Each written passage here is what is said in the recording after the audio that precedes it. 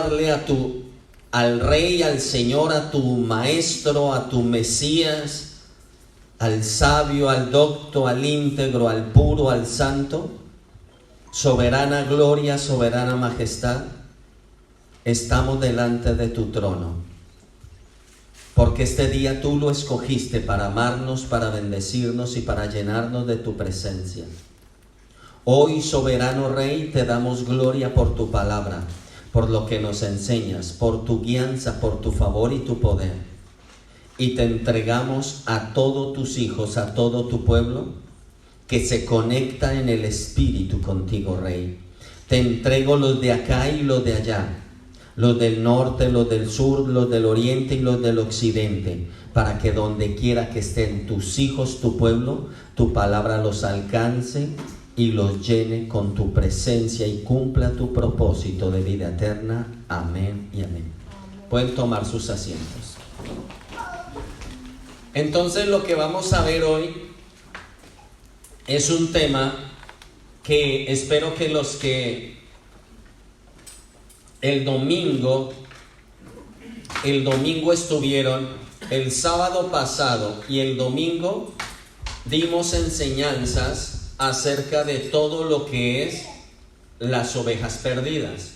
Y hoy vamos a ver en este versículo que acabamos de leer, que nuestro Señor dejó impreso en Mateo 10:6, de qué estamos hablando y de qué vamos a hablar, de lo que es el pueblo que Dios escogió, las ovejas perdidas.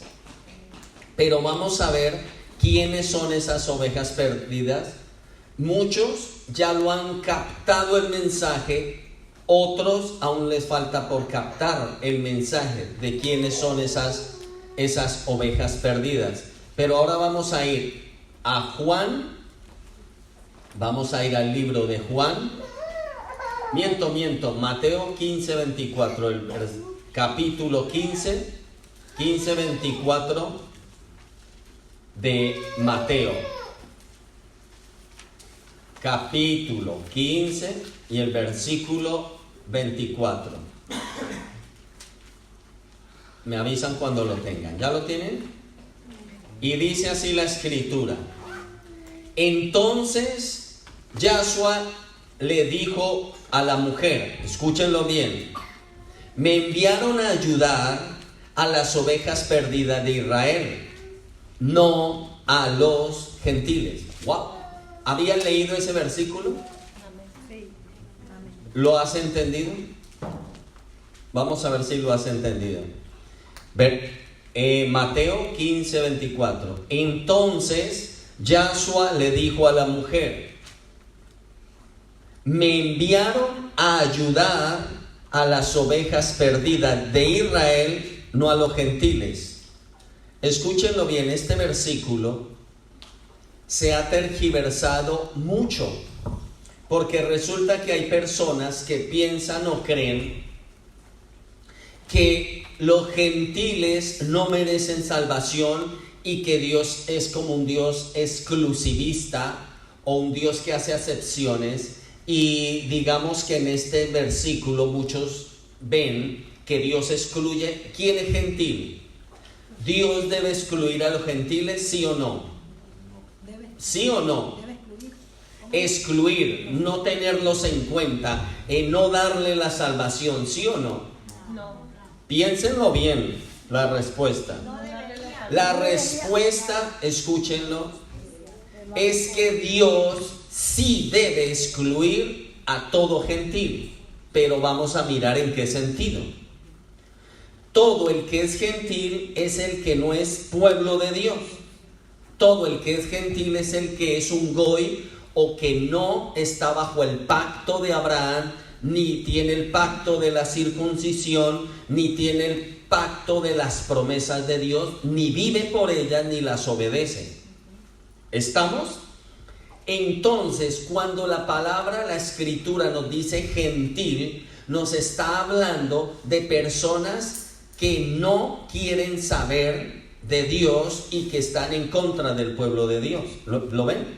Ahora, Dios abrió la puerta a los gentiles, pero la puerta se abre para quienes son los gentiles, a los extranjeros que no son israelitas, para que lo entendamos, para que entren en el pacto, para que abran sus vidas para conocer al Dios de Israel.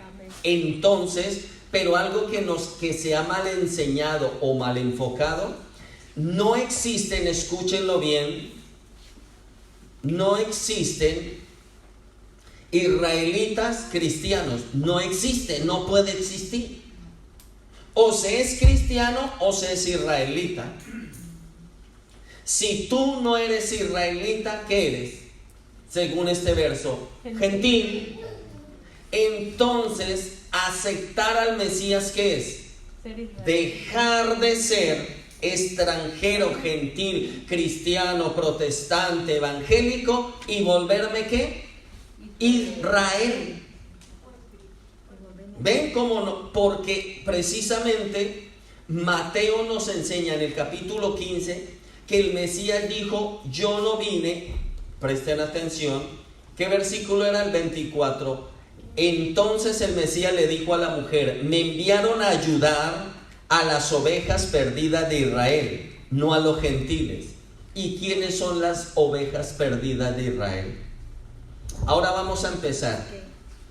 Israel es el único pueblo que tiene derecho a la salvación a Dios porque son sus ovejas. Entonces, Dios es el Dios ¿de quién? De Israel. Dios solo escoge un pueblo. ¿Y cómo se llama el pueblo que Dios escogió? Israel. Y Dios solo salvará a Israel. ¿Lo tienen claro hasta ahí?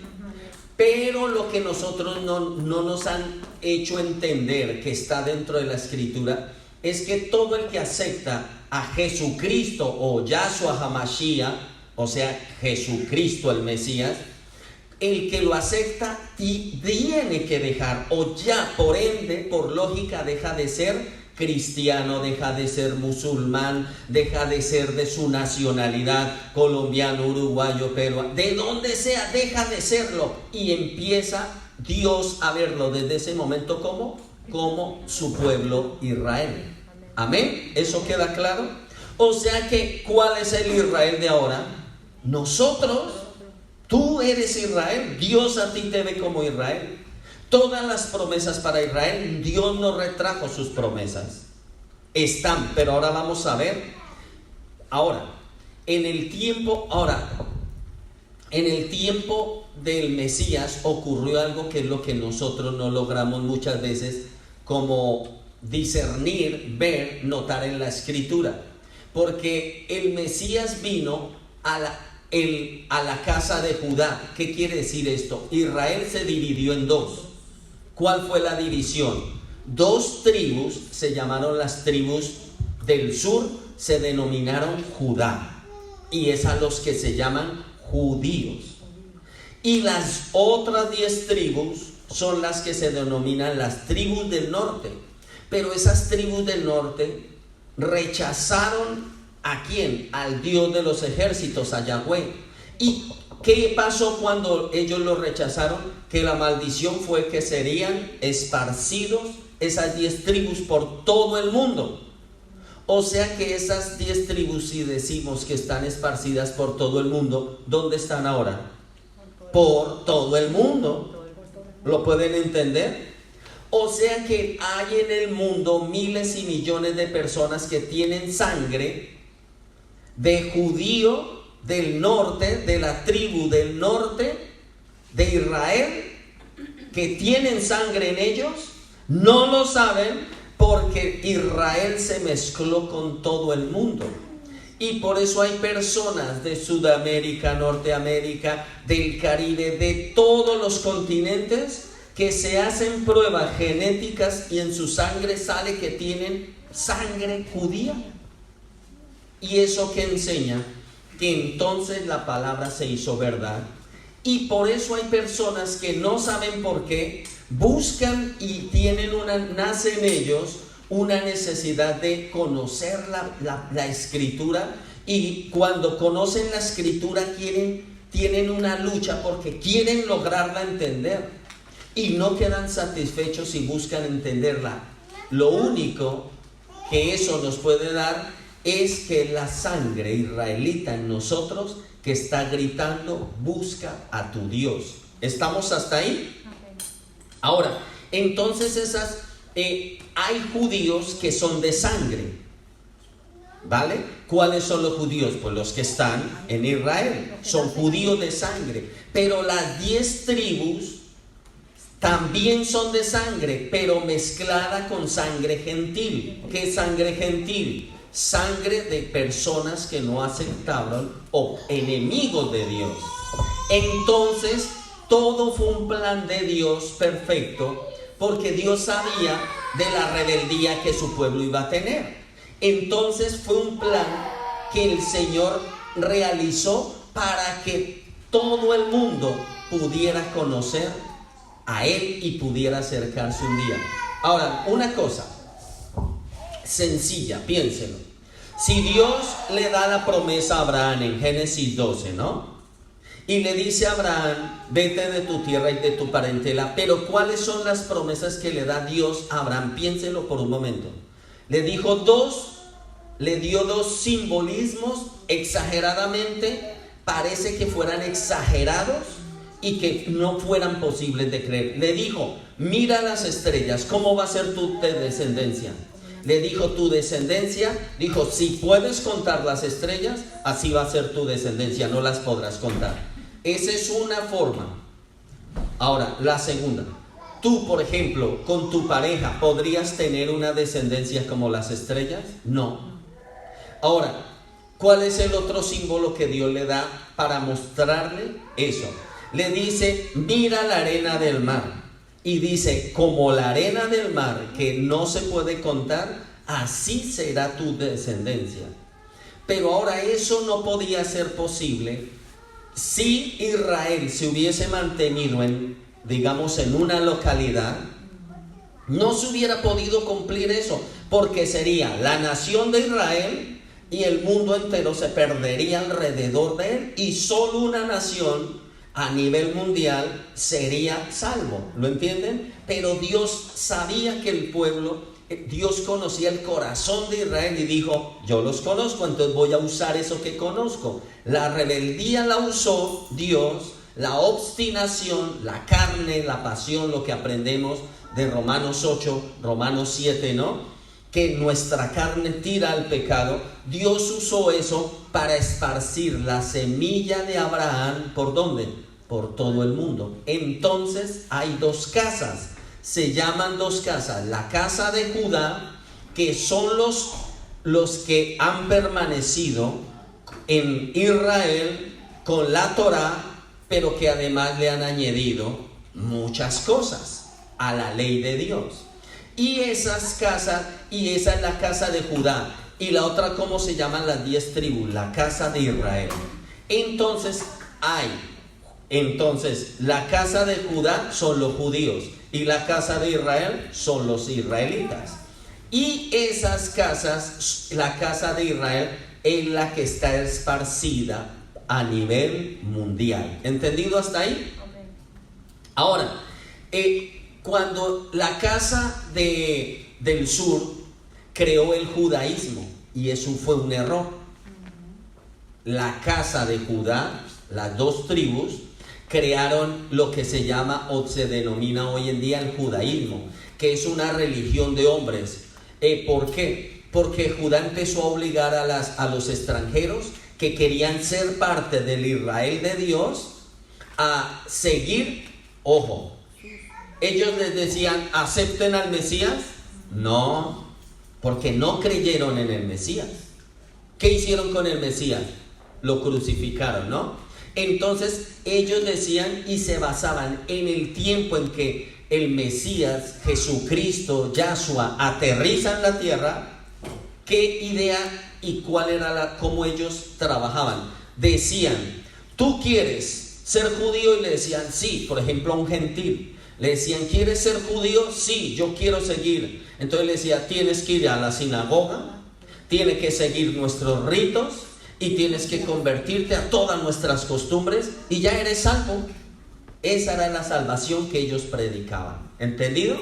Entonces ellos decían, Judá decía que para ser israelita, para ser salvo, para conocer al Dios verdadero, había que seguir tradiciones, pero ahora ellos le añadieron a la Torá. ¿Qué es la Torá? Génesis, Éxodo, Levítico, Números y Deuteronomio. Eso se le llama Torá. Y la Tanaj, ¿qué es? Son todos los libros, ¿vale? O sea, los profetas, los agiógrafos, las cartas, todo eso es la Tanaj. Bueno, entonces cuando eso sucede, había un error tremendo. ¿Por qué había un error tremendo? Porque la conversión era falsa y porque los judíos de sangre eran de primera categoría y los gentiles que se convertían se transformaban en judíos, pero de segunda categoría, y eran puestos a los oficios más bajos que los primeros no querían hacer. ¿Lo entienden? Bueno, ahora vamos a Ezequiel, al libro de Ezequiel, y vamos al capítulo 11, Ezequiel 11, y en el 11:15 vamos a mirar lo que la palabra nos quiere. 11:15 de Ezequiel. Y dice: Hijo del hombre, el remanente que queda en Jerusalén está diciendo que tus hermanos que están exiliados ha sido porque eran tan malvados que el amo y Señor los exilió. Ahora el Señor nos ha dado su tierra a nosotros. Los del sur, escúchenlo bien, se creían los dueños de la tierra. O sea, Judá se creía los dueños de la tierra. Y escúchenlo, como hubo una separación, odiaban a todo judío. Y por eso ellos querían judaizar a todos. Pero ellos preferían recibir a un gentil, o sea, un extranjero, y llamaban a los judíos como gentiles, porque se habían separado, divorciado de Dios. ¿Entendido? Eso es algo que hay que tenerlo. Por eso, si nosotros no conocemos la historia, si nosotros no conocemos cómo ocurrió, pues no vamos a entender la historia y el por qué la palabra dice ciertas frases.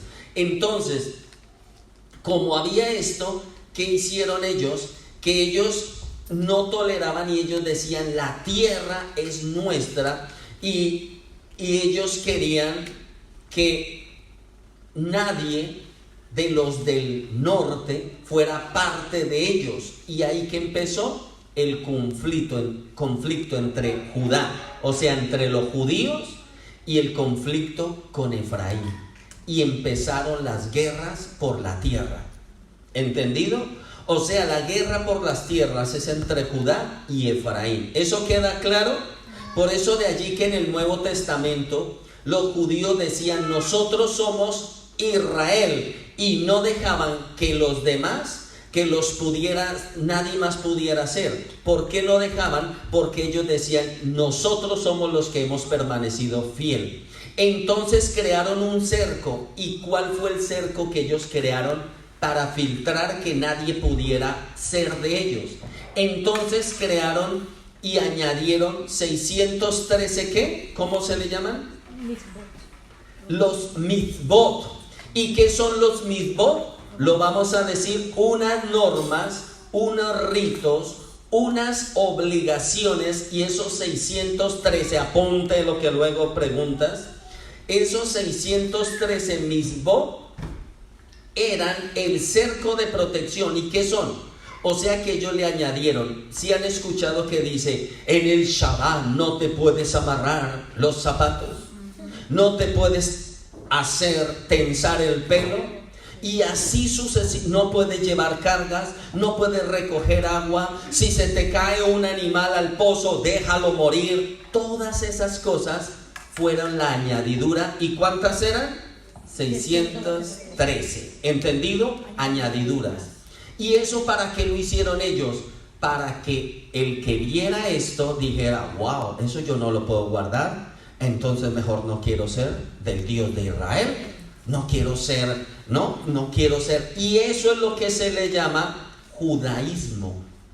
Judaísmo, que es una religión formada por los del sur, por Judea, cerrada para que nadie pueda en lo posible entrar y ellos ser únicos y exclusivos. Hasta ahí queda eso, porque ellos filtraban así a los que no querían, a los no deseados.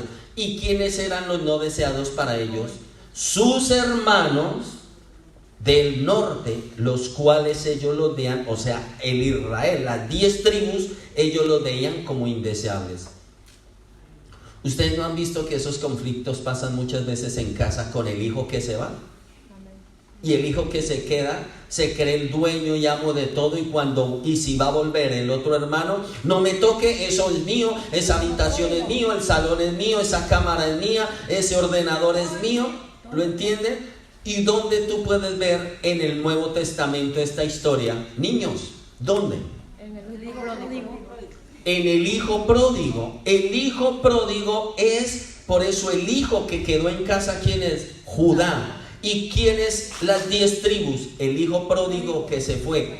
¿Y el padre a quién estaba esperando todo el tiempo? ¿Al que estaba en casa? No, si ya lo tenía seguro. ¿A quién anhelaba? ¿A quién le dio el anillo? ¿A quién vistió de realeza? A las 10 tribus. Entonces, por eso el Padre, por eso esas anécdotas, esas parábolas nos muestran el reino de Dios y nos muestran el ayer. Y si yo no las entiendo, pues yo simplemente igual, yo fui un hijo pródigo y ya está, no lo veo. Pero no veo. ¿Cuántos aquí fueron hijos pródigos? Levanten la mano. O sea, tú eres uno de esas 10 tribus, eres tú. ¿No estás entendiendo? Tú eres. ¿Y el Padre a quién estaba esperando? A ti, a mí. Y Cristo, el Mesías, que nos dijo cuando leímos Mateo 15:24: yo no vine a buscar a Judá, yo vine a buscar a Efraín. ¿Lo están entendiendo? Porque ahora vamos a mirar. Entonces, cuando el Mesías está en el mundo, ¿qué es lo que hace? Que Israel perdió la identidad por mezclarse con quién. Israel, o sea, las 10 tribus, ¿por qué pierde la identidad? Ojo acá, por favor. Perdió la identidad por mezclarse con el mundo. ¿Esto qué nos enseña?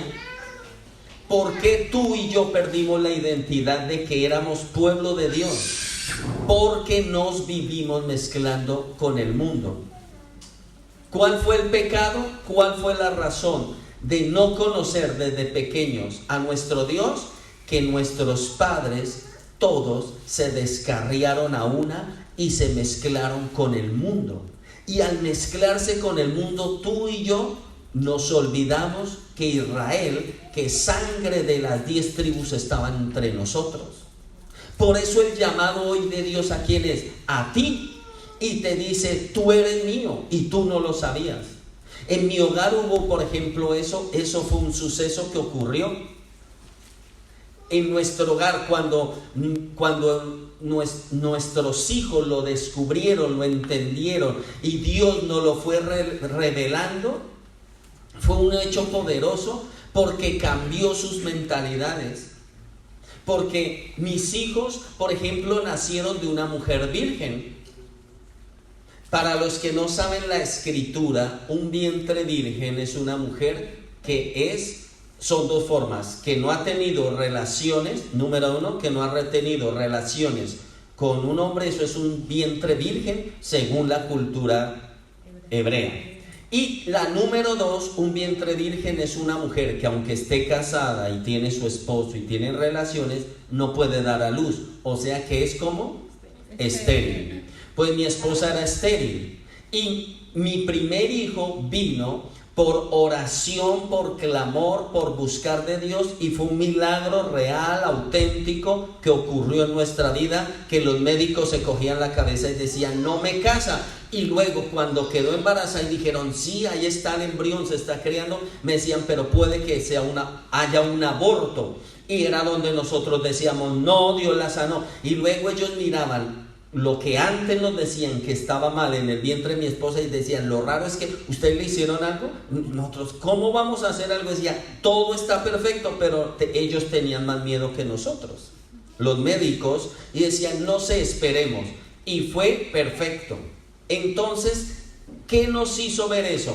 Primero Dios nos hizo ver quién te llamó a ti, que era la cabeza. Dios llama a la cabeza, que en este caso era William, ¿no? Llama a la cabeza y le da una identidad y lo saca como de un pozo del mundo de pecados, de engaños, de traumas, y me hace entender que soy de él, ¿vale? Y lo segundo que hace, me da una esposa, pero me la da estéril, igual que en la escritura, como por ejemplo como Sara, como la madre de Sansón, Rebeca. Entonces, ¿qué hace con ellas? Con todas estas mujeres son vientres cerrados, y entonces Dios los abre. ¿Para qué? Para que se deposite la semilla y puedan tener un primogénito, pero esos primogénitos tienen que ser consagrados, y eso yo lo hice con mis hijos, se lo consagré. Pero luego lo tremendo es que en nuestro caso los médicos decían, solo puede tener un hijo, no puede tener más. Y cuando tuve el primero me dijeron, cierra ya, porque es que no se puede, no va a ser posible. Pero resulta que lo que la gente no sabe, ni los médicos sabían, es que el primer hijo que Dios nos dio se sentía muy solo. Y era cuando el nacimiento y todo fue muy especial, no se los puedo aquí, ¿no? O sea, es muy largo, pero cuando él empieza a clamar y él empieza y nos decía, yo ¿por qué no tengo un hermano? Y nosotros le decíamos, pues porque Dios nos dio así, porque eres el primogénito, eres el primero, eres el único. Y él decía, yo quiero. Nosotros no queríamos, nosotros estábamos bien. Pero entonces él empezó un clamor y él decía, ¿cómo hacemos? Y yo le decía, orar. ¿Quieres? Y decía, sí, ora. Y nosotros no supimos la ferviente oración que este chico pero era desde muy pequeño, 4, 3, yo quiero un hermanito, ¿por qué no tengo hermanito? Y tú lo veías postrado orando. Nosotros nos reíamos y oraba. Empezó a ser un chico diferente. ¿Por qué? Porque no se mezclaba. Empezó un chico que cuando siempre se la pasaba dibujando, y empezó a ser un chico que cuando las reuniones nosotros ministrábamos, él ministraba. Y lo peor, que las personas que no se sanaban o no eran liberadas, él siendo de 5 o 6 años imponía manos, se sanaban, se liberaban. Y nosotros eso que lo veíamos, pero decíamos, no lo veíamos, pues estábamos ahí y decíamos, bueno, normal, ¿no? Pero también se quedaba uno meditando. Pero ¿qué sucedió? Que justo a los 7 años viene la respuesta y queda mi esposa, y fue un momento que supimos, aquí algo pasó, igual que el primer hijo hace 7 años, aquí pasó algo. Y llega el segundo, pero el segundo llega con complicaciones, igual no podían nacer, y los médicos dijeron, como hay un síntoma muy terrible en el vientre, había una lucha en el vientre de mi esposa, decían, no puede nacer, vamos a abortar a las semanas. Y fue donde dijimos, no, él es de Dios, Dios lo puso, Dios. Y empezamos en ayuno y oración por ese niño, y en ayuno y en oración. Y cuando ellos teníamos una cita, fuimos, y los médicos dijeron, bueno, vamos a hacer una limpieza, vamos a quitar, porque normalmente en estos casos estos niños se deforman. Y les dijimos, no, primero tiene que analizar el feto. A mi esposa dijo, está bien. Y ellos iban y venían, vinieron 1, 2, 3, 4 médicos. Cuando llegaron, ¿qué le hicieron ustedes a esta mujer? Nosotros nada, ¿qué pasó? Está perfecto, todo está perfecto, el bebé está sano, lo midieron todo, nos mostraron ecografías, exámenes, dice, esto nunca ha pasado. El caso que mi esposa tenía decía, nunca ha pasado que se equilibre nuevamente. ¿Y quién estaba ahí? Jeremías, el segundo. Y Dios nos dio ese nombre, ¿Para qué? Porque él iba a ser, y cuando después, ahora pocos años, a poco tiempo, nuestro Dios nos dice que precisamente Dios nos da un primogénito, pero ese primogénito necesita mucha ayuda, y es cuando dice, y el clamor de ese primogénito, Dios le dio un guerrero, y es su hermano, su amigo, su vasallo, su íntimo, su eso. ¿Y qué se transformó en eso? Pues de que es lo mismo de las casas, que no sabe Judá que necesita a sus hermanos y que Dios un día los une y los hace unos. Dios los une y los hace unos. Perdonen por este largo testimonio. Y entonces fue cuando todos en la casa vino un algo y entendimos la gloria de Dios en medio de nosotros. Mi esposa entendió quién, aún más se le confirmó quién era ella. Mis hijos entendieron que ellos no eran cualquiera. Yo lo entendí, me lo super reconfirmó, y es donde decimos, Dios, ¿qué estás haciendo? ¿Qué quieres con nosotros? Y algo que nuestro Dios siempre le ha dado al segundo hijo es que siempre que estamos unidos en oración no hay poder que pueda vencer. Y ese es el poder de esa unidad que Dios dio en nosotros. Entonces, ¿qué es lo que Israel ahora no es? Unido.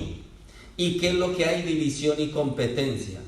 Si tú te sientas al lado de un judío, va a decir, ¡buah, pobre gentil! O es un goy. Y si tú le dices, no, yo creo en el Mesías que tú crees, te dirá, sí, pero tú eres más bajo que yo, porque no eres sangre, padre judío, madre judía. No lo eres. Y tú, pero el Señor, ¿qué es lo que está haciendo ahora con todo esto? Ahora, por eso, este pensamiento de Judá, Dios se lo va a quitar. Y Dios va a abrir el corazón de ese hermano mayor y hermano cerrado. Porque Judá es como nuestro hermano mayor que no nos reconoce. ¿Lo están entendiendo hasta ahí? Pero entonces ahora Judá pensaba que solo se podía ser salvo. ¿Por qué? Que solo había una forma, y era que se cumplieran sus mandamientos, que se viviera donde ellos viven. Escuchen esto, que se vistieran como ellos se visten, que realizaran todos sus ritos. Ellos decían, esta es la forma. Pero ahora, aquí viene. Tú, conociendo la Escritura, ¿tú crees que esa es la forma? Por eso, todo el que se vuelve religioso, ¿qué espíritu tiene? El espíritu judaizante. Todo el que dice, si tú no te vistes así, si no caminas así, si no haces estos ritos, si tú no, por ejemplo, el Shabbat no lo guardas, si no enciendes una vela, si no haces estos ritos que están predestinados, si tú, por ejemplo, ojo con todo, lo de la circuncisión, lo del manto, lo del cabello, lo de todo, ojo con esto, escúchemelo bien, congregación. Todo el que ve eso como primordial tiene espíritu de Judá, que es salvación por obras. Quieren ver, yo me puse el talib, tú no lo tienes, tú no eres. Yo me puse la kipá, tú no eres. Tú te cortaste el pelo, tú no eres. Entonces yo, que me lo vivo rapando porque no hay otra, no estoy salvo, y me corto la barba. ¿Estamos entendiendo? ¿Estamos entendiendo? Entonces, ¿a qué vamos? Dios que pide sabiduría, decoro. O sea que yo tampoco puedo ir al otro extremo.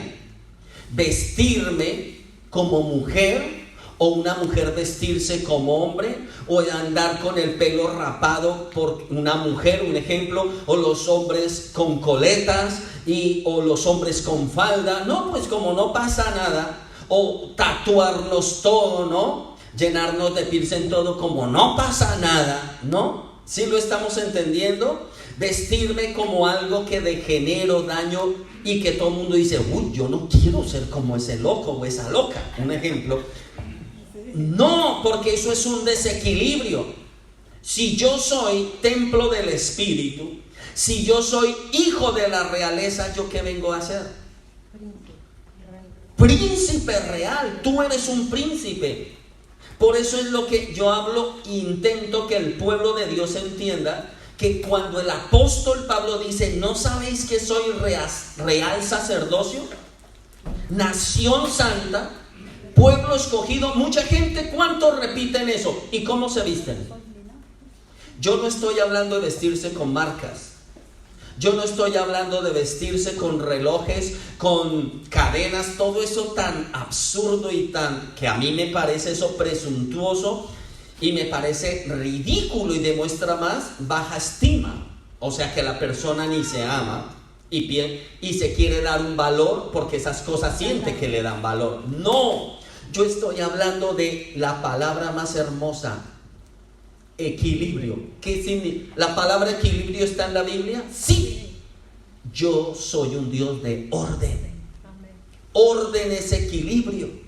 Dios quiere que tengas orden, equilibrio. Como yo no tengo que exagerar y ser religioso, por ejemplo, dejo toda mi casa en desorden, la ropa por el suelo, todo tirado, chorreado. Como no hay que... ¿Tú crees que tú estás honrando a Dios? ¿Todo un desorden? No. Por el contrario, yo tengo que mostrarle al mundo un hijo de Dios puro, santo, sabio, equilibrado. Sabio. Sabiduría es que en todo sabe estar, actuar, ser y decidir. Eso es sabiduría. Equilibrado para todo. Amén. Ahora, vamos a mirar Juan, el Evangelio de Juan. ¿Sí van entendiendo hasta ahí más o menos? Amén. En el capítulo 8, el verso 34, del 8 al 34. Cuando Yahshua, el Mesías, llega a predicar, ¿qué es lo que viene a predicar? Sigan los 613 misbot. No. ¿El de qué habló? Por eso escúchenlo bien. Escúchenme en esta parte antes de leer Juan 8. Cuando el Mesías llega a la tierra y empieza a hablar, ¿qué ocurre? ¡Choca! ¿Cómo choca? Hago esto a propósito para que se despierten a uno, ¿no? Esos grititos, eso cuando vos, es para que, ¿no? Aquí estamos. Piense esto, cuando el Mesías llega, ¿qué ocurre? Es un choque. ¿Por qué un choque? Porque lo que ellos estaban enseñando, los judíos, era contrario totalmente ¿a qué? A la realidad de la Escritura. Ellos convirtieron en religiosidad todo. Vístete, camina, actúa, los diezmos, las ofrendas, todo a lo perfecto. Pero no miraron lo que el Mesías, ¿qué vino a mirar el Mesías? El corazón del hombre. Y entonces el Mesías, ¿qué es lo que viene a decirle? Yo vine a ser salvos, ¿a quién? Y los judíos decían, a nosotros no necesitamos salvación. Y él decía, son los que más necesitan.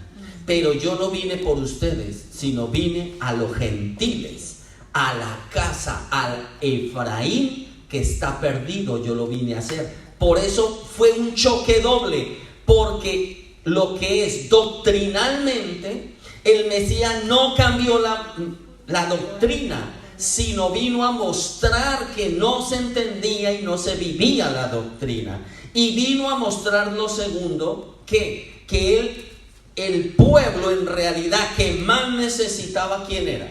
Judá. Pero lo rechazaron. Entonces, por el rechazo que hace Judá, Dios dice, vamos a encargarnos ¿de quiénes? De los que se creen que no son nada, de lo más bajo, de lo más vil, de lo menospreciado. Escogió Dios para avergonzar a Judá. ¿Ahora lo entienden? Amén. Ese versículo está hablando de eso. Ahora, entonces él dice, vine a salvar ¿a quién? A los gentiles y a Efraín para ser insertados. Y entonces el Señor es donde nuestro Mesías le dice, ellos ahora no es que tengan que cumplir ritos, sino tienen que nacer de nuevo, ¿vale? Ahora, Mateo 8:34, Juan 8:34. ¿Ya lo tienen? Y pone así, ustedes, miren lo que, como Dios el Señor, como le dice, ustedes practican el pecado y por lo tanto, ¿qué les dice? Son esclavos del pecado. ¿A quién le está hablando? A Judá. Y es cuando el Mesías les dice, ustedes han oído que no adulterarán, y ellos con su ropa así de etiqueta decían, claro que sí. Y le decía, nosotros lo enseñamos, nosotros lo leemos y nosotros lo recitamos. Y cuando llega y el Mesías les dice, mas yo les digo que cualquiera que mire una mujer y la desea, ya es un adúltero. Y ellos, pero ¿qué dice? Y por eso ellos decían, nos agrede. Escúchenlo, el Mesías, que agredió, ¿al hombre o al pecado? Al pecado. ¿Pero por qué saltaba al hombre? Porque ellos tenían el pecado. Por eso todo el que salta y dice, eso no se debe cumplir, es porque él practica y en él habita ese pecado que lo hace saltar, exaltarse. Amén. Uy, ¿por qué mandan esto? Yo no mando nada, la Escritura manda. ¿Y qué hizo el Mesías? Yo les vengo a mostrar la Escritura que nunca les enseñaron, que nunca vieron, que nunca percibieron, y por eso ustedes necesitan más salvación que todos. ¿Entendido? Sigamos leyendo del versículo tremendo, ¿verdad? Los esclavos no tienen derecho alguno. En cambio, el Hijo tiene todos los derechos. O sea, le está diciendo, ¿no?, que Él tiene todos los derechos. Así el Hijo los liberta. Así que si el Hijo los liberta, serán verdaderamente libres. Ustedes saben la locura. ¿Ustedes qué creen? ¿Que al Mesías lo matan porque sí? Él les está diciendo, ustedes, la tradición de siglos, no salvan. Yo, que hasta ahorita aparezco, soy el que salva. ¿Por qué creen que ustedes, que ellos decían, pero se ha hecho un Dios y dice ser el Mesías y no lo vemos como el Mesías? Porque ¿qué Mesías esperaban ellos? Un libertador humano, un libertador terrenal, un gobernante. Por eso ellos miraban en los gobiernos. Ahora, y les dice, sí, yo sé que ustedes son descendientes de Abraham. Mire lo que les dice. Sin embargo, algunos están tratando de asesinarme porque no le dan cabida en su corazón a mi mensaje. ¿Lo están leyendo? No le dan cabida a mi mensaje. Yo les estoy hablando de lo que he visto junto a mi Padre, pero ustedes están siguiendo los consejos de su padre. Y miren lo que les dice. Nuestro padre es Abraham, versículo 39. Aclararon. Y mira lo que el Mesías les dice. No, respondió el Mesías. Si él lo fuera, seguirían su buen ejemplo y no estarían tratando de matarme, porque les he dicho la verdad que escuché de los labios de Dios. Abraham no haría eso. Mire lo que dice, Abraham no haría eso. No, si actuaran así, están obedeciendo a otro. ¿Cuál será el otro? Al verdadero padre de ustedes. Y mire lo que dice, nosotros no somos bastardos, le replicaron. Nuestro verdadero padre es Dios. Y mira lo que el Mesías les dice, si así fuera, me amarían, porque vine de Dios. No vine aquí por mi propia cuenta, sino porque Dios me envió. ¿Saben por qué no pueden entender lo que les digo? Porque están impedidos. ustedes son, miren las bellas palabras. Ustedes son, esto en el versículo 4. Ustedes son hijos del diablo y les encanta actuar como él. Desde el principio el diablo ha sido ¿qué? Asesino y enemigo de la verdad. Mírelo bien. Para él la verdad no existe. Para él el mentir es algo completamente normal, porque él es padre de la mentira. 45. Por eso es natural que no me crean cuando les digo la verdad. 46 y último. ¿Quién puede sin mentir acusarme de algún pecado? Nadie. Y si les estoy diciendo la verdad, ¿por qué no me la creen? Miren lo hermoso de eso. Ven, por ejemplo, esta traducción, ven que aclara más la discusión y el momento que hubo de ellos acalorados, exaltados por la religiosidad. Y el Mesías, ¿qué les mostró? Que bíblicamente, escrituralmente, bajo la ley, ellos estaban en pecado. ¿Por qué? Porque habían hecho de la ley de Dios una religión. ¿Y qué es una religión? Realizar muchas obras, pero descuidar su corazón. Y la verdadera religión es, ojo, tener mi corazón tan conectado con Dios que todo lo que realizo es por amor a mi Dios y a los demás, los beneficios. ¿Lo entienden? Eso es lo que ellos no veían.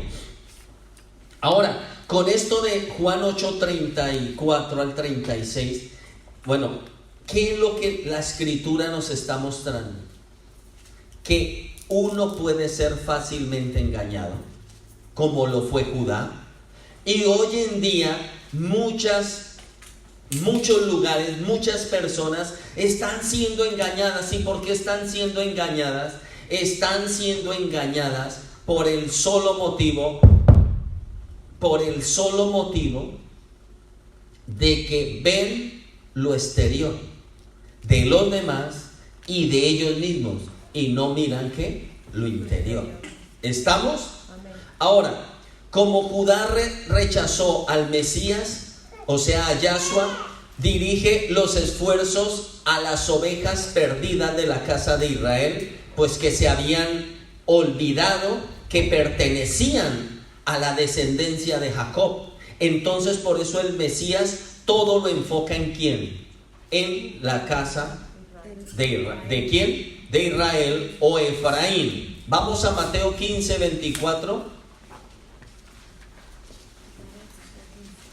Y en Mateo 15:24, apúntenlo y búsquenlo. En Mateo 15, el 24, pone lo siguiente. Entonces Yahshua le dijo a la mujer, que fue el que leímos en un principio: me enviaron a ayudar a las ovejas perdidas de Israel, no a los gentiles. Pero ella se le acercó de rodillas y le replicó de nuevo: Señor, amo, ayúdame. No creo que esté correcto quitarle el pan a los hijos y echárselo a los perros. Sí, replicó ella, pero aún los perrillos comen las migajas que caen de la mesa. En el 28 dice: tu fe es extraordinaria, le respondió Yahshua. Conviértanse en realidad tus deseos. Ahora, cuando esta parte, si el mundo no entiende lo de las dos casas, la división que hubo, pues no vamos a entender nunca el Nuevo Testamento. ¿Lo tenemos? Por eso no vamos a entender la realidad de los que en Sudamérica, en Norteamérica y en el mundo entero en Asia, en Europa, si no lo entendemos, no entendemos ese pequeño país llamado Israel, que es Judá, que está allí Judá, y el resto del mundo son las 10 tribus. Cuando entendemos eso, pues vemos la realidad. Pero entonces por eso nosotros debemos entender que el Mesías vino a buscar, ¿quién? A las ovejas perdidas. Pero en este versículo dice, yo vine a ¿quién? Dice el 24, que él dijo a las ovejas, dice, me enviaron a ayudar a las ovejas perdidas de Israel. O sea, a las 10 tribus me enviaron a rescatar. ¿Entendido? Ahora, lo tremendo para muchos es que creían, ojo a esto, ustedes creen que el Mesías vino y que él se estrelló, piensa esto, y que el Mesías se estrelló con Judá y dijo, ay, yo pensé que me iban a aceptar, bueno, ahora que no me aceptan, pues cojo otro camino. ¿Sí o no? Él ya lo sabía que iban a rechazarlo. Él ya lo sabía. Y entonces solo que él cumplió la consigna de ¿qué? De mostrarse, hablarlo, decírselos para que quedara constancia, pero realizar su labor prioritaria, que eran las ovejas perdidas. ¿Amén hasta ahí? Amén. ¿Lo entienden? Bueno, entonces, ahora, si eso queda entendido, vamos a Juan 1:12. Y en Juan 1:12 sucede que ustedes ya lo saben, ahí dice algo muy hermoso, que es acerca, Juan 1:12, ¿lo están apuntando? Apunten por favor para que en casa luego despejen dudas o al final, como lo hacemos siempre, ¿no? Y si tienen preguntas las van apuntando, las anotan. Juan 1:12, ¿cómo pone? Vamos a leer del verso 12 y 13, ¿vale? Y dice así la escritura. Pero a todos los que le recibieron, por eso es que este versículo fue escrito, sí, es una confirmación del Antiguo Testamento. Estos versículos hablan de esa separación y de esa unión que tiene que haber. ¿Amén? ¿Lo tienen? Juan 1:12. Pero a todos los que le recibieron, a los que creen en su nombre, ¿qué les dio? Les concedió el poder de convertirse en hijos. Pero ahora, hijos de Dios. Los que creyeron nacieron de nuevo. Desde luego no fue un nacimiento corporal, fruto de pasiones y planes humanos, sino el producto de la voluntad de Dios. Imagínate, escúchenlo bien, algo que nos da identidad. Piensa, ¿cuántos creen que su padre y su madre son las personas con las que viven? ¿Y cuántos dicen, la familia que me tocó? ¿Y cuántos dicen, uy, la familia que me tocó? Y presumen de su familia porque o tienen dinero o tienen título. ¿Y cuántos, por ejemplo, ven a un padre obstinado o una madre no preparada o cosas así y dicen, la casa que a mí me tocó, Dios mío, antes agradezcan, ¿no? Pero hoy Dios te dice, tú no naciste fruto de las pasiones de esa mujer y de ese hombre. O sea, Dios, mire lo que está enseñando aquí. Tú no naciste por la pasión. Y por eso aquí viene, pero fue violada. O yo soy hijo de una violación y Dios dice, ¿y no estoy yo en todo? Tú no naciste de esa, tú naciste porque fue mi voluntad. Yo fui el que creé y puse en ese lugar, en esa madre, aunque fuera esa ciudad, esa región, esa cultura tan loca que crees tú, era mi propósito, pero tú eras mi semilla en la tierra. ¿Lo entiendes? Ahora, eso que mata toda la cultura de lo que no te dieron, o de las maldiciones que tú dices, es que me tocó cargar antes, yo soy. No, tú eres hijo de Dios. Si aceptaste al Mesías, tú eres Israel vivito. Porque la carne se va a morir aquí en la tierra, y Dios en los cielos, que van a estar almas vivientes, llamas de fuego. Dios, ves qué llama eres tú, en quién crees, en qué te fijas, cómo caminas, dónde está puesta tu mirada. ¿Lo estamos entendiendo?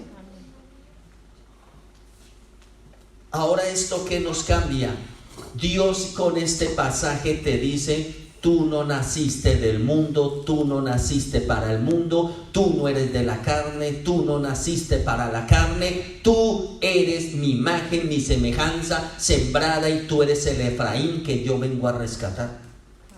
Amén. Amén. Tremendo eso. Eso es lo que le da a uno, y eso me dio a mí identidad. ¿Qué es identidad? Que ya no ando mirando mi padre si es vago, si es no, mi madre si sabe, si no sabe, si son pobres, ricos, si son miserables, si son de mal corazón, buen corazón. No me interesa. Yo sé ahora quién es mi rey. Y mi rey, yo dejándome tocar mi corazón, va a cambiar toda mi familia. Amén. Amén. Eso es un nuevo nacimiento verdadero, auténtico. Ahora vamos a Juan 10:14. Juan 10:14.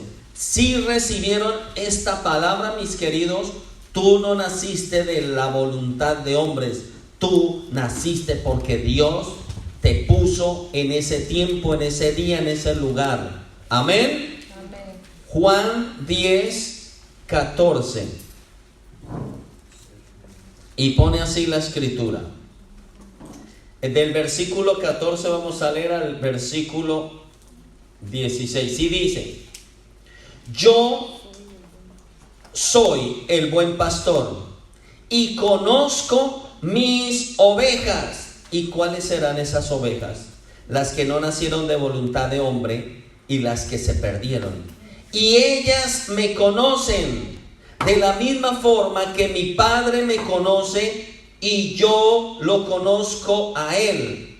Yo doy mi vida por mis ovejas. ¿Lo estás entendiendo? Amén. Versículo 16. Además de estas, mire lo que dice. Mire lo que pone. Aquí está hablando de Judá. Luego en el 16 habla de las 10 tribus de Efraín y dice: además de estas, tengo otras ovejas que no están en el redil. ¿Quiénes serán esos? Efraín. Es preciso que las traiga también.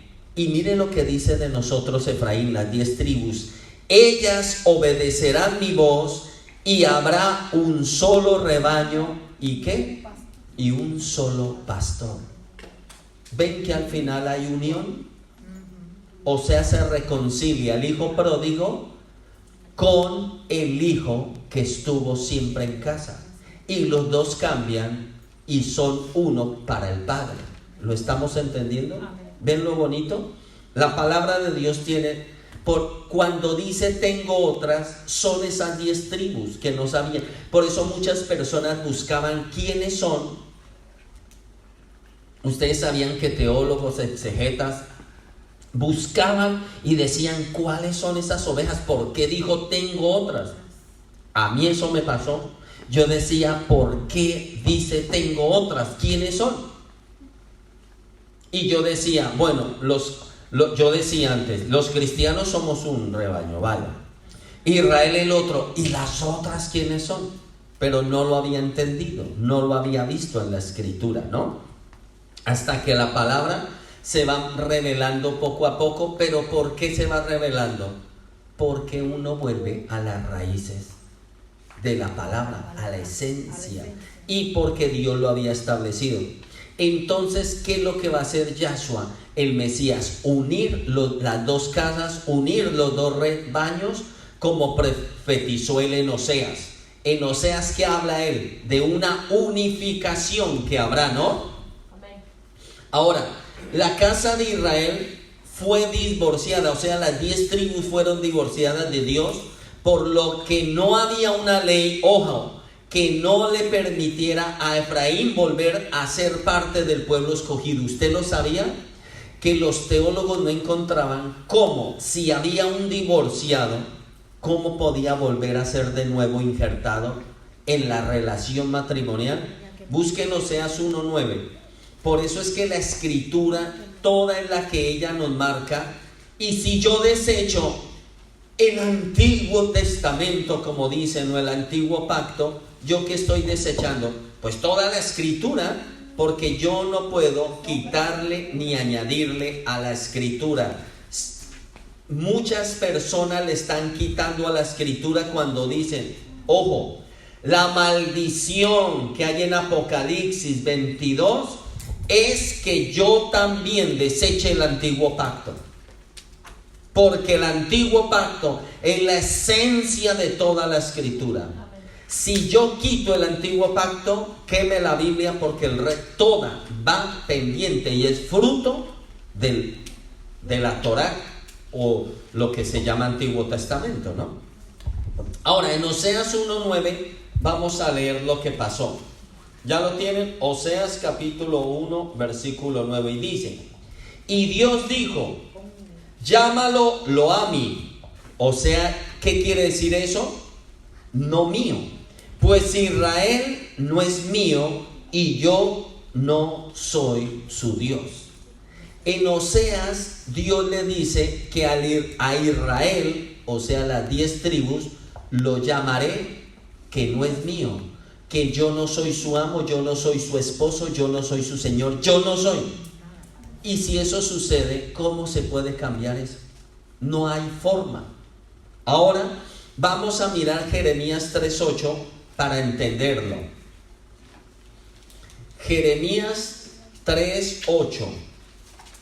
Si voy muy rápido, me avisan y voy más rápido. 3:8 de Jeremías. Y vamos a leer lo que dice Jeremías 3:8. ¿Sí están pudiendo apuntar, más o menos? Luego en casa me dicen mis hijos, va muy rápido, más lento para poder apuntar. Bueno, vamos a ver Jeremías 3, capítulo 3, versículo 8, y voy a tratar de explicarlo más lentamente, aunque tengamos que hacer luego un break.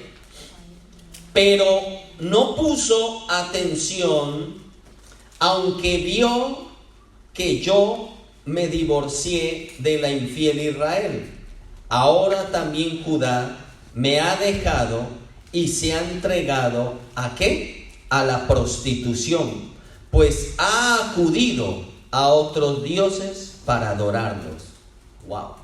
Esto es el reclamo que nuestro Dios hizo por medio del profeta Jeremías a todas las tribus. Mire lo que le dice, leo de nuevo. Pero no puso atención. ¿A qué no puso atención? A la ley. No puso atención, aunque vio que yo me divorcié de la infiel Israel. O sea, nuestro Dios, Yahshua, está diciendo, yo me divorcié de esas 10 tribus, escúchelo, divorciado. Y aún Judá, con la que estoy casado, se está prostituyendo. O sea que cuando viene el Mesías, viene a la prostituta Judá, para que lo entendamos. A la que está, ¿lo entendieron? Porque se estaba prostituyendo, y con la otra ya me divorcié de esas 10. Vale, mire, y mire lo que pone, es que es duro, lo que Dios le ha tocado es duro. Ahora también Judá me ha dejado y se ha entregado a la prostitución, pues ha acudido. ¿Qué es prostitución en la escritura? Ha acudido a otros dioses para adorarlos. Tremendo. O sea que no había una ley que los pudiera unir de nuevo a esas 10 tribus con su Mesías. No había, no la había. Pero ahora ahí tenemos que entrar en un detalle. Si no había una ley que pudiera unirlos, Dios, escúchenlo bien, cuando Dios vuelve para liberarla y comprarla, ¿no? Como esta profecía es como si, escúchenlo, esta profecía de que Dios vuelve, es como si Dios, escúchenlo, se olvidara de la Torá o traspasara la Torá, porque en la Torá está escrito, ojo con esto, que si un hombre, escúcheme, se casa con una mujer y el hombre la repudia, le da carta de divorcio, dice que, y ella se casa luego con otro, dice que es totalmente prohibido. Si se muere el segundo hombre, es prohibido, o ella se divorcia, es prohibido que ella vuelva con el primero, porque eso es una aberración para Dios. ¿Lo he entendido?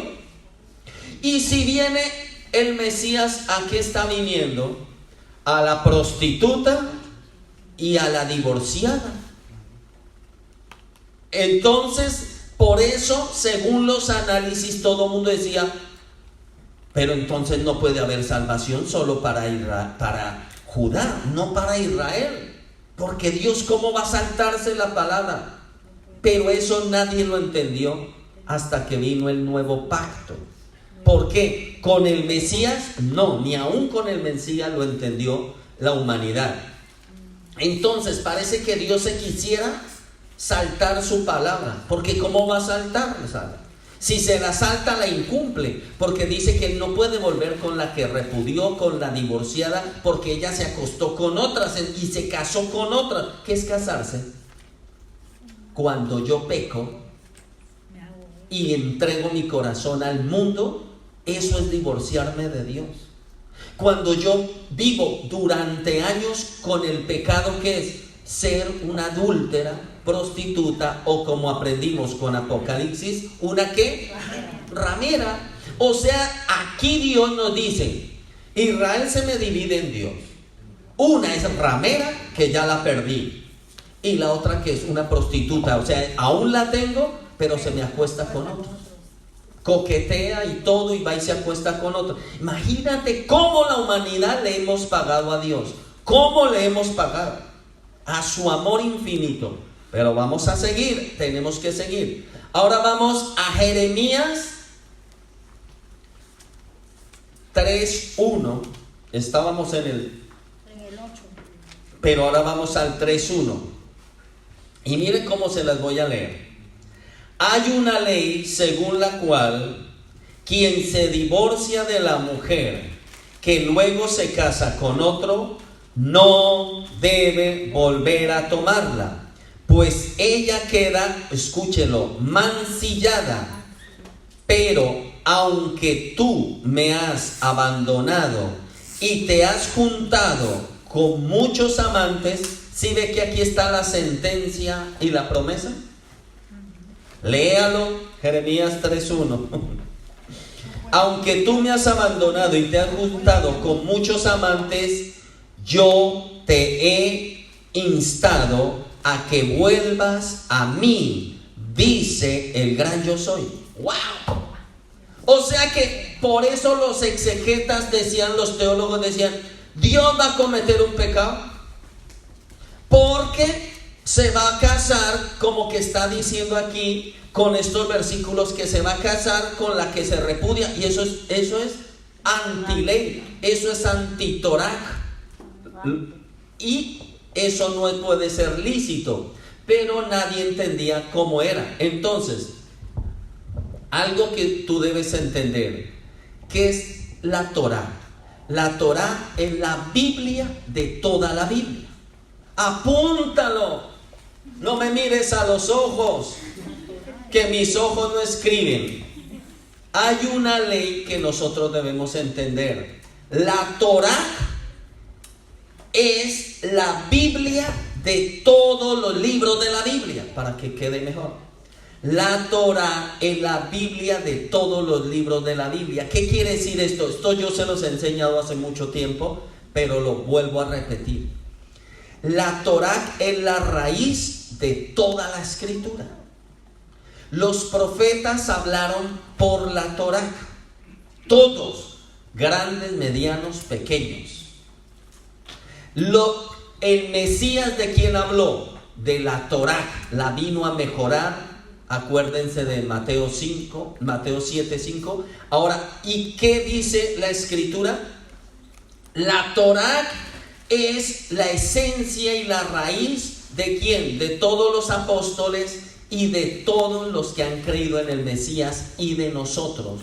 Por eso, la Torá, Génesis, Éxodo, Levítico, Números y Deuteronomio, que son la Torá, son la madre del resto de los libros. Apúntelo. La Torá es la madre de todo el resto de los libros hasta Apocalipsis. Y si hay apócrifos o lo que sea que no quisieron insertar a propósito, pues es madre de ellos también. Amén. Amén. Bueno, entonces eso quedó entendido. ¿Quedó entendido? Ahora también vamos a mirar otra sentencia. Vamos a Deuteronomio, a la Torá. Deuteronomio 24.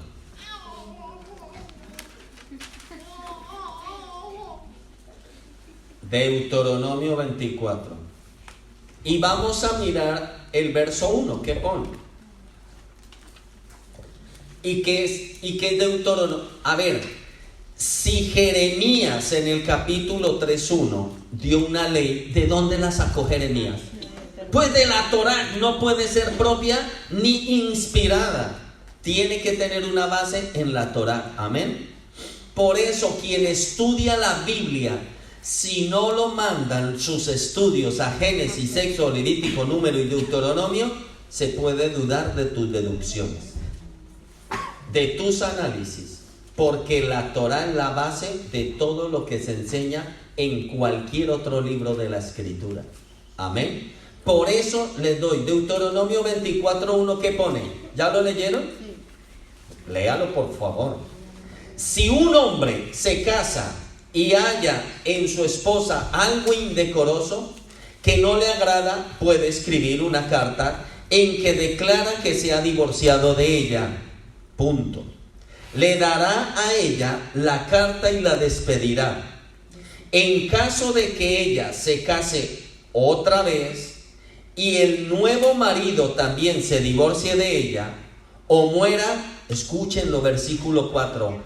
El primer marido no podrá tomarla nuevamente. ¿Por qué? Porque ella está contaminada. Esto traería culpa sobre la tierra que Yahweh tu Dios te da. Es una ley eterna. Entonces, ¿será que el Mesías se va a saltar la ley? ¿O que el padre manda a propósito a su hijo para saltarse una norma suya? No. ¿Entendido? Ahora, ¿entendieron lo que es la Torá? Por eso, esto que Jeremías dijo y que encontraron los estudiosos tenía una base y era Deuteronomio 24:1. O sea que ningún profeta habló lo que quería, sino habló lo que la Torá había inspirado. ¿Entendido? Bueno, ahora, debido a esta norma de Deuteronomio 24:1, ¿qué es lo que sucede entonces? Que Judá se creía el único. Él decía, esos 10 no los queremos y jamás van a ser nuestros. Y nosotros somos, ojo, ¿qué pasó con Judá, los judíos? Se creían exclusivos, decíamos, somos la última Coca-Cola del desierto. Somos, sí, digamos, esa forma sirve para mostrar, soy el único, soy la única para Dios.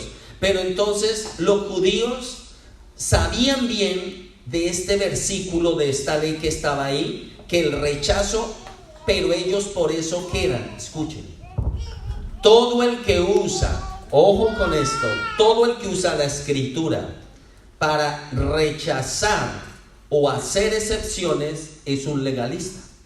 ¿Y en qué se convirtió la casa de Judá? En legalistas, y rechazaban, discriminaban a sus hermanos Efraín por haber sido separados. ¿Entendido?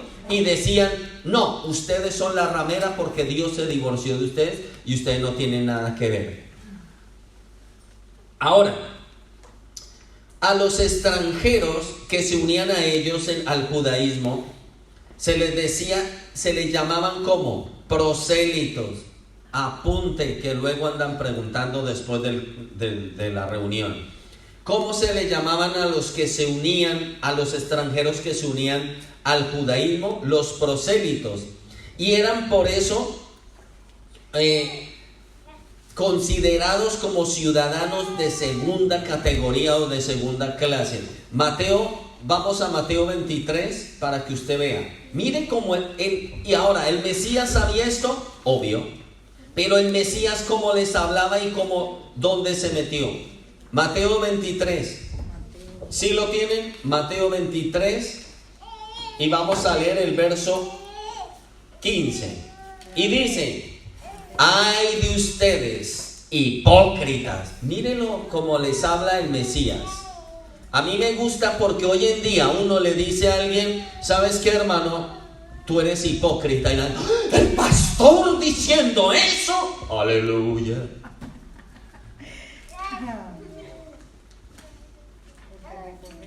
Si estás queriendo poner por encima, ojo, las normas del hombre, eres hipócrita. Y te lo tienen que decir para librarte de ese espíritu inmundo de hipocresía. Amén. Mire lo que dice: ay de ustedes, hipócritas, porque recorren el mundo en busca de ¿qué? De prosélitos. Y mire lo que, a ver, que se me perdió. Y una vez que los encuentran, los hacen 2 veces más hijos del infierno que ustedes mismos. Miren, el Mesías sabía, él no dormía, el Mesías sabía cómo hablaba y por qué lo hacía. Porque ellos los iban y los buscaban, pero los hacían más hijos del infierno porque les ponían cargas que ni siquiera los mismos rabinos, los fariseos, todos ellos ni las cargaban. Pero eso sí, la apariencia era una apariencia de ¿qué? De pureza y santidad exterior. Eso no se le hace parecido hoy en día a alguien que te dice: tú tienes que asistir, tú tienes que hacer estos ritos y tienes que andar con decoro, pero cuando no te vean, haz de las tuyas. Por ahí alguien tomó unas fotografías de varios papas, de varios papas, bebiendo alcohol, bebiendo cerveza, fumando, curas, sacerdotes, todos en una juerga después de las grandes reuniones. Están por todas las redes sociales. Busque y los va a ver ahí, beba y tomen, y con las dichosas marcas que se creen, que hay unas marcas mejores que otras, y todo es bebida del enemigo. Y ellos creen que bebiendo tal marca, esta marca, estoy bebiendo de este whisky, sí, que te va a hacer quemar más profundo las entrañas en el infierno. Así es de ridícula la carne, así de ridícula es. Por eso nosotros, ¿leyeron Mateo 23:15? Entonces, lo que nuestro Mesías, ¿qué les dice? Mire lo que le dice en el 16. Por eso nosotros, pero lea la escritura, de por Dios se lo suplico. Guías de ciegos, ay de ustedes, porque dicen que no importa que se jure en vano por el templo de Dios, pero si alguien jura en vano por el oro del templo, lo condenan. O sea, imagínate las tonterías que tenían ellos en mente. Ser religioso, mi hermano, es caer de lo más bajo. Ser religioso es caer de lo más bajo, y eso lo debemos entender. Vamos a dejarlo aquí y luego seguimos en la otra parte y terminamos esta conclusión. ¿Les parece? Sí. Amén. Tenemos que cerrar. Cerrar y llenar. Vamos a orar y vamos a terminar. Cierra tus ojitos y vamos a orar. Amado Padre, gracias por este momento. Gracias por tu palabra. Gracias porque nos abren los ojos. Y gracias porque tú nos dejas entender que tú tienes un propósito, que tú tienes un poder, una mente, una sabiduría que va más allá aún de la palabra que nosotros conocemos. Y ese propósito es rescatarnos, llamarnos y darnos una identidad que el mundo no tiene, pero que solo está en ti, y por eso tenemos que buscarte a ti, precioso Dios. Te entregamos nuestras vidas dándote toda la gloria y gracias porque tú estás ministrando allá en casa y estás ministrando en esta congregación para la gloria de tu nombre. Bendito Dios, gracias por tu fidelidad. En el nombre de Yahshua HaMashiach, amén y amén.